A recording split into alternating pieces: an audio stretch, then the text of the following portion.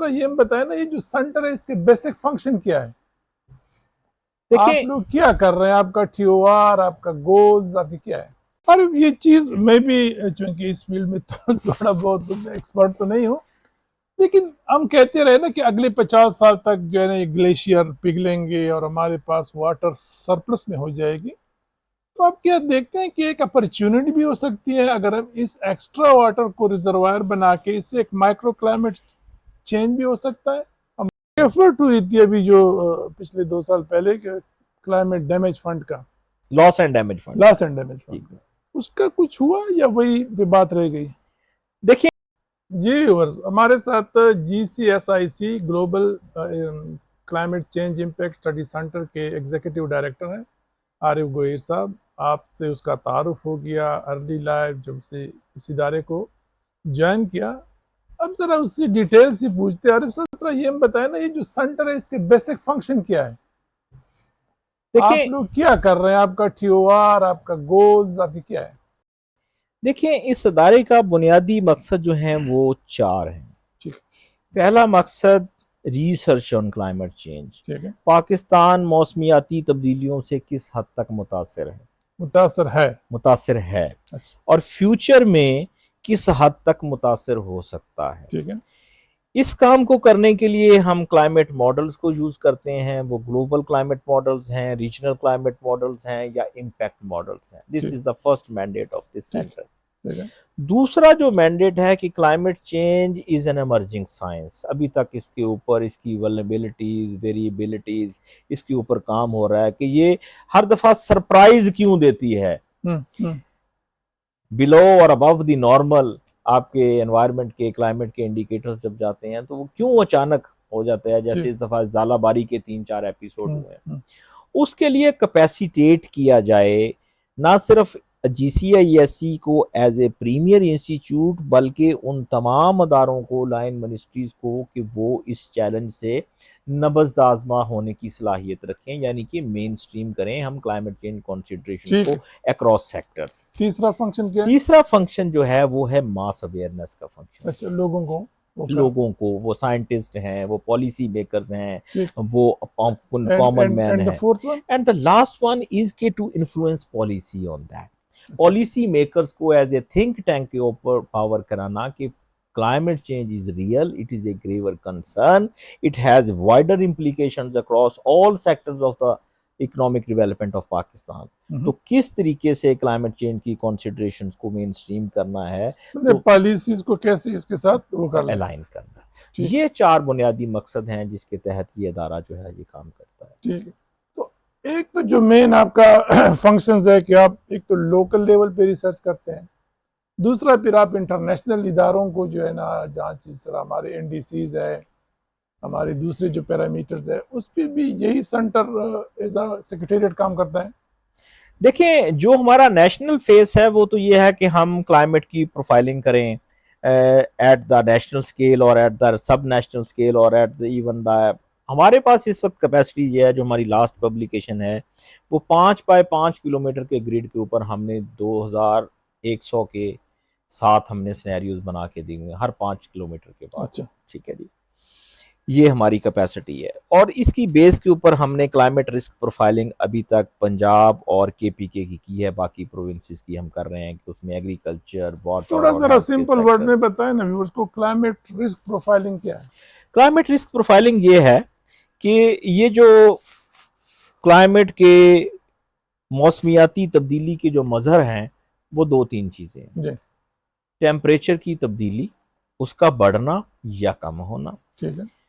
इसी तरीके से जो आपकी रेनफॉल है, बारिशें हैं, इनका वक़्त बेवक़्त होना, इनकी फ्रीक्वेंसी और इनकी इंटेंसिटी के अंदर चेंज आना, ये 2 बुनियादी चीज़ें हैं जिसकी वजह से आपके पानी के रिसोर्सेज, आपकी खुराक के रिसोर्सेज यानी एग्रीकल्चर, आपकी हेल्थ। तो क्लाइमेट रिस्क में आप किसी इलाके की एक वल्नरेबिलिटी को देखते हैं कि जी, कितना जी, वल्नरेबल है ये जी, इलाका, जी, ड्राउट की तरफ या फ्लडिंग की तरफ, या एग्जैक्टली, ये काम एग्जैक्टली। करते हैं? हम क्लाइमेट मॉडल्स जो टूल्स हैं हमारे, उनको इम्पैक्ट मॉडल्स के साथ या क्लाइमेट रिस्क मॉडल्स के साथ लिंक करते हैं। ठीक है। कि आने वाले 20 30 50 सालों में जो टेम्परेचर में, प्रेसिपिटेशन में, विंड में इतनी तब्दीली आएगी और उसके नतीजे में आपकी ज़राअत कितनी मुतासर होगी या आपका इंफ्रास्ट्रक्चर कितना अच्छा, मुतासर थोड़ा सा होगा। व्यूवर्स को बताएं ना। हम भी मुख्तलिफ सुनते तो आ रहे हैं कि जी पाकिस्तान बाकी दुनिया की निस्बत हमारी टेम्परेचर की जो प्रेडिक्शन है वो कुछ ज़्यादा हाई है। फिर हमारे नॉर्थ साउथ में जो है उसमें डिफरेंसेस है क्या? आप जिस वक्त तक जो आपने काम किया, ऑलमोस्ट अब तो 20 22 साल हो गए हैं, तो क्या आप लोगों की जो अचीवमेंट कहते हैं या आप लोगों को जो नज़र आ रहा है कि पाकिस्तान में क्या प्रिडिक्शंस है? देखें, जो हमारी बहुत सारी स्टडीज़ हैं जो हमने डिफरेंट सेट ऑफ मॉडल्स के तहत की है, जी। एनसेम्बल ऑफ मॉडल्स के ऊपर की हैं और डिफरेंट सिनेरियोज के ऊपर किए हैं, जो IPCC inter governmental panel on climate change है उसके सिनेरियोज के ऊपर, वो ये बताते हैं कि जो rate in change in temperature है, बल्कि सादा जबान में अगर ये कहूँ कि अगर by the end of this century अगर ग्लोबल एवरेज टेम्परेचर 4 डिग्री बढ़ेगा तो पाकिस्तान का 5 डिग्री बढ़ जाएगा। वजह? तकरीबन 1 डिग्री पाकिस्तान का। उसकी वजह यह है कि ये जितने कंट्री सब ट्रॉपिक्स में होते हैं, ये हीट सरप्लस जोन में होते हैं, जो ट्रॉपिकल जो वो। ट्रॉपिकल जोन ठीक है। होती है। दूसरी हमारी अपनी जो इनहेरेंट कैपेसिटीज हैं to tackle with the climate change, वो इस वजह से हमें ज्यादा वल्नरेबल जो है वो बना देती है। अच्छा। आपकी जियोग्राफिकल लोकेशन, एक तरफ आप सी के साथ अटैच हैं, दूसरी तरफ आपके हिमालयाज, कराकोरम माउंटेन्स अटैच हैं। तो पहली फाइंडिंग हमारी जो है वो सिग्निफिकेंट ये है कि हमारा तकरीबन 1 degree above the global average से ज्यादा एवरेज होगा। Temperature by the end of the century. ठीक। फिर हमने नॉर्थ और साउथ के अंदर ट्रेजेक्टरीज ड्रा की। फिर हमें ये पता चला कि जो rate in change in temperature है वो नॉर्थ में ज्यादा है और साउथ में ज्यादा है, साउथ में कम है। जी। अब नॉर्थ में जब हमने कहा कि जी टेम्परेचर चेंज ज्यादा होगा, इसका मतलब ये हुआ कि it is an alert for us कि वहीं पे हमारे ग्लेशियर के रिजर्व्स हैं और वो ग्लेशियर मेल्टिंग जो है वो फास्ट पेस से होना शुरू हो जाएगी। और ये चीज मैं भी चूंकि इस फील्ड में तो थोड़ा बहुत एक्सपर्ट तो नहीं हूँ, लेकिन हम कहते रहे ना कि अगले 50 साल तक जो है ना ये ग्लेशियर पिघलेंगे और हमारे पास वाटर सरप्लस में हो जाएगी। तो आप क्या देखते हैं कि एक अपॉर्चुनिटी भी हो सकती है अगर हम इस एक्स्ट्रा वाटर को रिजर्वायर बना के, इससे एक माइक्रो क्लाइमेट चेंज भी हो सकता है। हमारे अंडरग्राउंड वाटर, हमारे वाटर रिसोर्सेज अगर हम प्लान करें और उस एक्स्ट्रा वाटर को जो है ना हम यूज कर ले, या नहीं ऐसा नहीं है? नहीं, देखिए, हर चैलेंज एक अपॉर्चुनिटी भी अपने अंदर रखता है। जी। अगर हमने ग्लेशियर मेल्ट करके पानी को समंदर में ही डालना है हाँ। तो फिर इसका तो कोई फायदा नहीं है। बिल्कुल। लेकिन अगर हम रेजरवायर्स बना लें, ग्राउंड वाटर को रिचार्ज करने के प्रोग्राम लेके आए, जैसे अभी रिचार्ज पाकिस्तान का प्रोजेक्ट है, इस किस्म की इंटरवेंशन हम करना शुरू कर दें तो इट्स एन अपॉर्चुनिटी। आपका अच्छा खासा एरिया अंडर इरिगेशन आ सकता है, अंडर एग्रीकल्चर आ सकता है। और माइक्रो क्लाइमेट भी तो बताता है माइक्रो ना, क्लाइमेट इज अनदर इम्पैक्ट जी के जिसकी वजह से आपकी जो है री वो आपकी इवेपोरेशन होती है, हो सकता है होती है। लोकल यस, क्लाइमेट से पूरा बारिश पूरा ज्यादा होगी। हाइड्रोलॉजिकल साइकिल जो है आप एग्जैक्टली। उसको जी बिल्कुल रिजुविनेट कर लेते हैं। तो ये तो अपॉर्चुनिटीज हैं, लेकिन अनफॉर्चुनेटली हमने रिसर्च से हट के इन चीजों को प्रैक्टिकल रियलाइजेशन में नेशनल लेवल पे किया नहीं है। अच्छा। ये हमारे चैलेंज। लेकिन करना चाहिए। करना चाहिए, बिल्कुल करना चाहिए। अच्छा, एक जो हमारे एनडीसीज हैं उसमें हमारी कमिटमेंट किया है, you act as a secretariat for that. जी जी। तो इस वक्त क्या हमारी इससे पहले कि कमिटमेंट? मैं एनडीसी की तरफ आऊं, मैं आपको बता रहा था कि ये तो हमारा नेशनल फेस है जीसीआईएससी का ना। अच्छा, ठीक ठीक है। एक हमारा इंटरनेशनल फेस भी हाँ। है। वो इंटरनेशनल फेस ये है कि मेरे ख्याल में मेरे नाजरीन को ये पता होगा कि inter governmental panel on climate change क्या है। ये ठीक। रिसर्च की बॉडी है जो पूरी दुनिया के लिए हर 6-7 साल के बाद क्लाइमेट चेंज की रिसर्च की एक बाइबल लिखती है, जैसे सही। आप कह लें।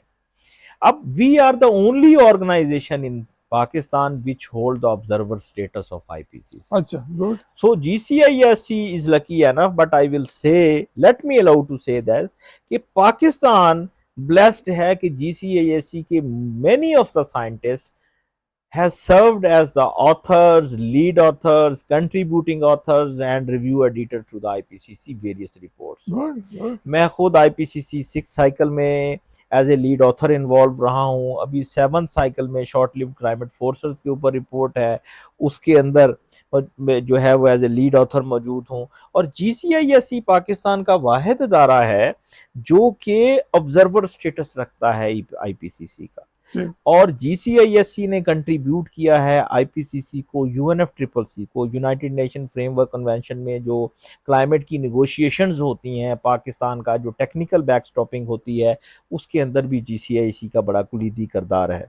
बल्कि UNFCCC की एक बॉडी है जिसे हम बोलते हैं कंसल्टेटिव ग्रुप ऑफ एक्सपर्ट्स, जो डेवलपिंग कंट्रीज को टेक्नोलॉजिकल एंड कैपेसिटी सपोर्ट देती है in the preparation of the national communications, जो UNFCCC एग्रीमेंट के तहत जो है वो कंपल्शन है, ऑब्लिगेटरी है कंट्रीज के लिए।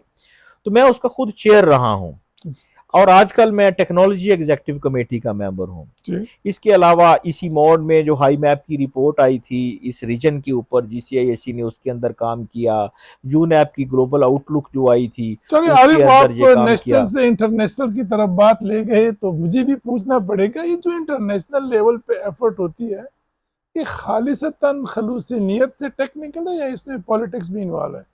क्योंकि मैं भी एक इंटरनेशनल बॉडी का 4 साल तक केमिकल रिव्यू कमेटी का मेंबर रहा, UN का, रॉटरडम कन्वेंशन का, और वहां भी मैं देखता रहता था कि केमिकल पे आगे बैन लगाते थे, उसके लिए राम वार करते थे, तो वहां भी अच्छा खासा पॉलिटिक्स भी होता था कि जो केमिकल उनके यहाँ अब कोई अल्टरनेट आ जाता था तो उनकी कोशिश होती। तो यहाँ पे क्लाइमेट चेंज में कोई पॉलिटिक्स भी है या सीधा सीधा टेक्निकल? नहीं, देखें जो टेक्निकल चीजें थी जो मैंने मॉडलिंग और इस किस्म की चीजें IPCC की वो बताई, लेकिन जो दूसरी साइड है क्लाइमेट चेंज की निगोशिएशंस की, it's totally diplomatic, it's political. हम कोशिश जरूर करते हैं कि साइंस को डिप्लोमेसी के साथ लिंक करें ताकि लोगों के अंदर असर अंगेजी आए, क्लाइमेट चेंज के ऊपर रियलाइजेशन आए। लेकिन जैसे कि आपने फरमाया, मैं ये तो नहीं कहूँगा कि ये गुफ्तंद नशिस्तंद बर्खास्तंद होती हैं,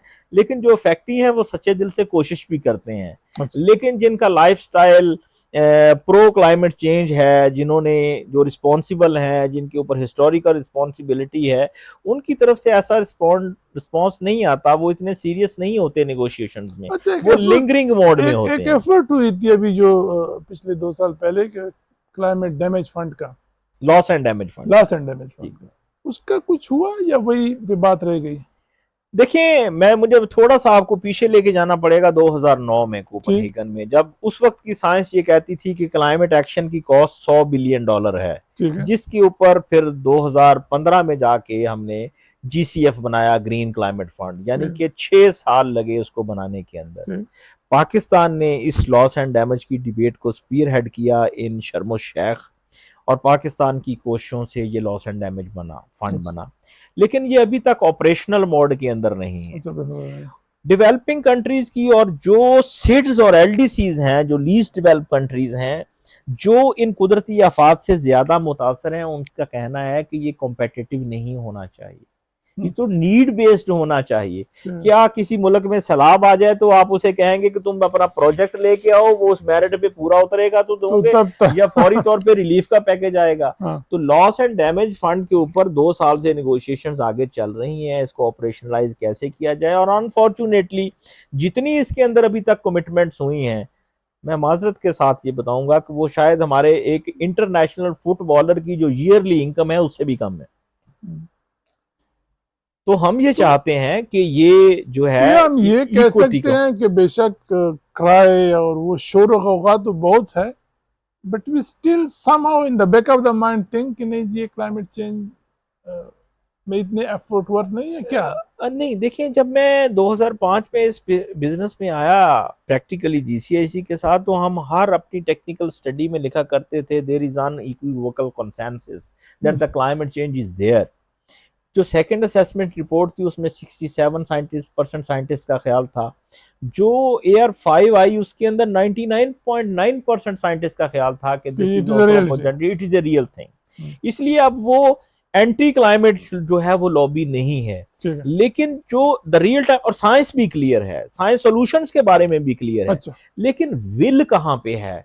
जिन लोगों के पास रिसोर्सेज हैं, टेक्नोलॉजी है, वो अपने लाइफस्टाइल को कॉम्प्रोमाइज करने के लिए तैयार नहीं है, वो टेक्नोलॉजी हम जैसे कंट्रीज को देने के लिए तैयार नहीं है।